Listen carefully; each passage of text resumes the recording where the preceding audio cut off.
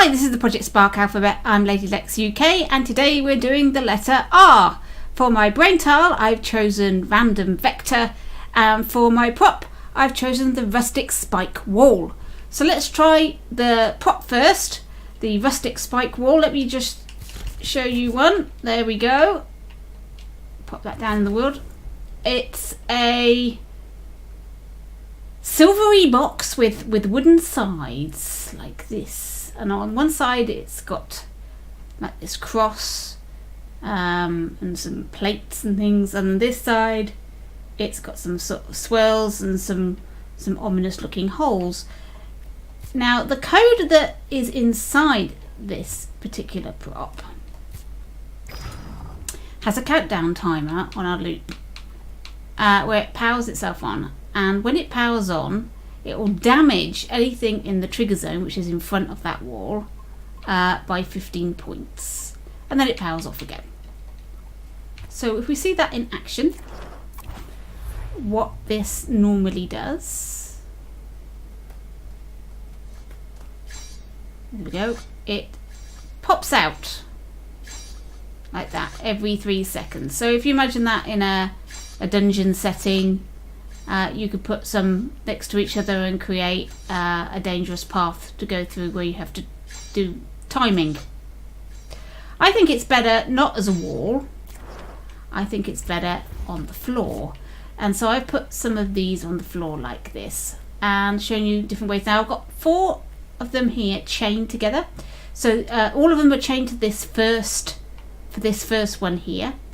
And in this brain it's got the standard code, but in the next one it says when the starter 2 owner has power, countdown timer of 1 second, and then it plays its normal code.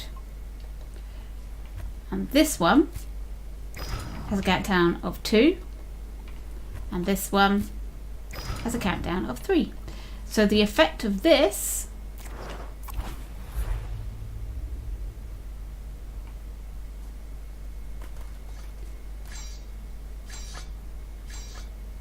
is that it will play one after the other depending on which one starts first.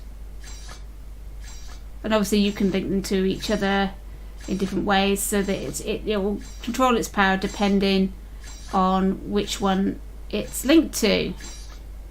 So this would create a pathway, safe pathway, so you can walk on. Obviously that's quite a simple little dangerous path there, but hey. Now this one is controlled by lever. So there we go, I can stand on it and it's perfectly safe. Turn the lever and we've got spikes. So you could have that lever somewhere in the game, or maybe you have to find a key in order to unlock this lever. Maybe you've got to destroy something for the lever to appear, whatever. But there you go, there's your dangerous spikes. Now over here I've got some more dangerous spikes. They're so dangerous you can't actually see them because they're under the ground. And they're activated by detecting the player. So they're very dangerous. So let's show you the code for those two. So all we've done is we've power linked this lever to this. And this says when it has power, it will damage whoever. And this just says when you interact it, toggle has power. So very simple code, simple. The one that's buried under the ground, we'll have to go under the ground, see it? There it is. Its code is when in trigger zone player, power on, and for each in trigger zone damage it 15, and then after 4 seconds of being spiky it's going to power itself off. So there we go, there's that. Now one thing you might not be aware of is that you can attach things to the spikes and turn the spikes off. So turn the spikes visibility off, so you turn the whole thing off as visibility. I've created a brand new frame using an empty crate and a floor piece, and I've attached some flowers to it, so the flowers will pop up. And then this one, I've attached this teddy bear head to it, and I popped it in a crate with some stuffing, and you'll see what this does. So you can use the actual popping up effect of the crate to make your own props, make your own animatronics. So there we go. So this is flowers are popping up. But obviously you can change why they pop up, whether it's on a detection or a lever or whatever. This is on a timer. There we go. Now I've got a number displayed on this teddy bear. Look, it's popped up and it's popped back down again. So you can create animatronics for whatever level you want. So this teddy bear little head pops up, and if we look at the code, it's actually in the spike, which is going to be difficult to get hold of, isn't it? It's embedded inside this pop. There we go. We're displaying a random number between 1 and 10, and it's going to pop up in a random seconds between 1 and 10 seconds. And so you could create a whack-a-mole type game using this type of system, where these heads will just pop up randomly using the pop-up of the spikes. So there we go. There was our teddy bear just popping up out the plushy stuffing. So have a look at your props, because they do specific things, but you'll find that there are the ways that you can play about with them and make them into something completely different, really quite simply. Just you got to open your brain and think outside the box, or outside the spiky box. Right, right over here I have got a crate, and in its brain I've got some code, and it says global trees count less than 15. So if I've got less than 15 trees in my global tree object set, else destroy.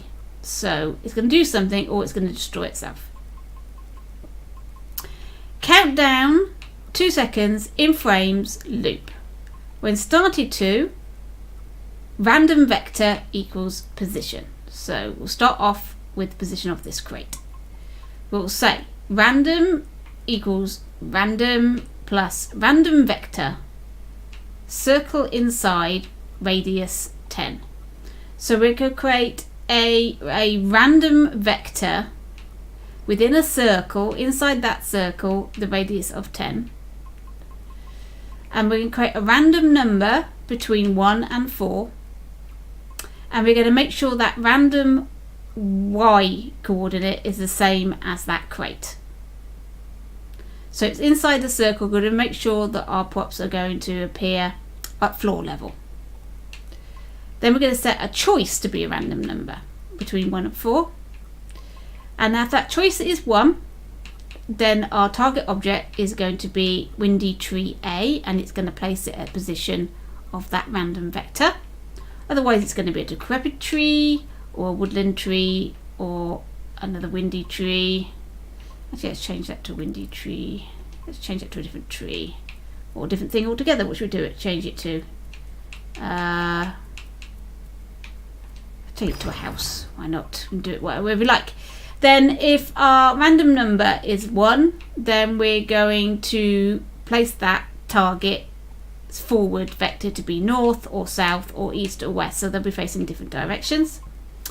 And if that target's nearest object is bumping it, so if they're too close, then we're going to destroy that target.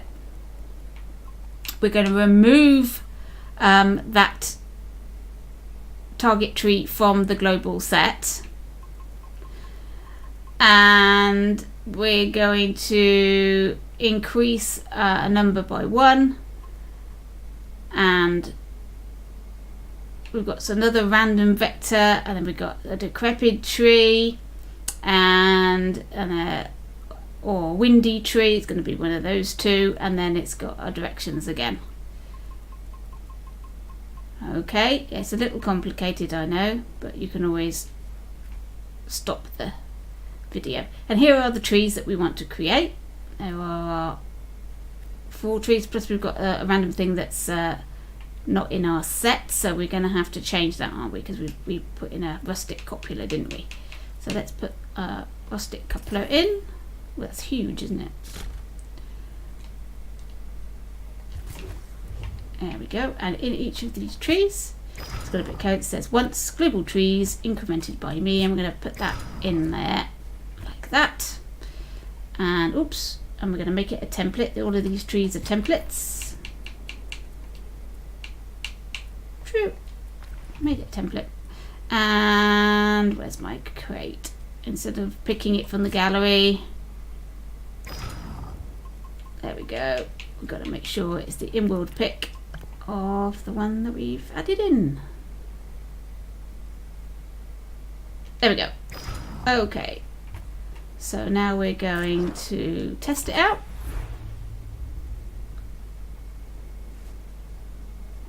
And we can look across there. There we go. There's our island.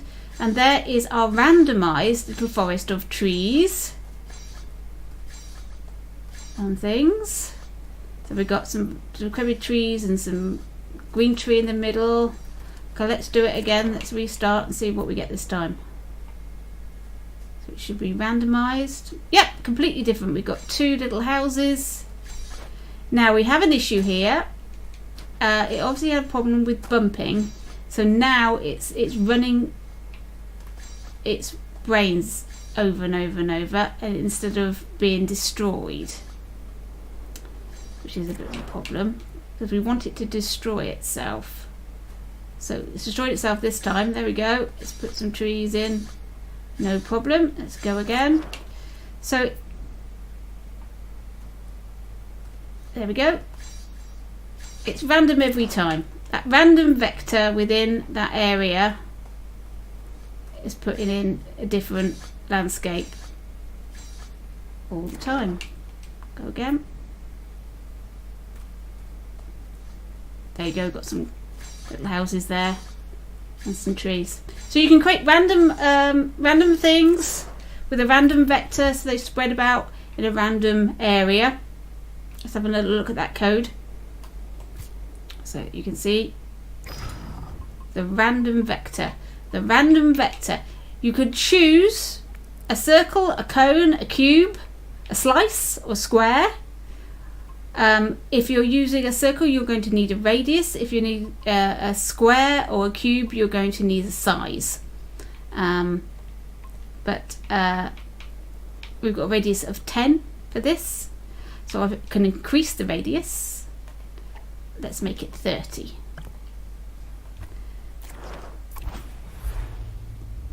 And now if you don't put in the initial position, there, they've spread out a little bit more this time, then it's going to put it at the 0 coordinate of the world, which is where my player is currently standing, rather than where the crate is. So this is why we've got some code in here that sets the original position of that random vector to be the position. So it equals the random vector plus this circle. Otherwise, like I said, it's going to put it at the 0, 0, 0 coordinate, regardless of where the object is that you're using to create this stuff. So there you go, random vector. How to put in random objects in random places.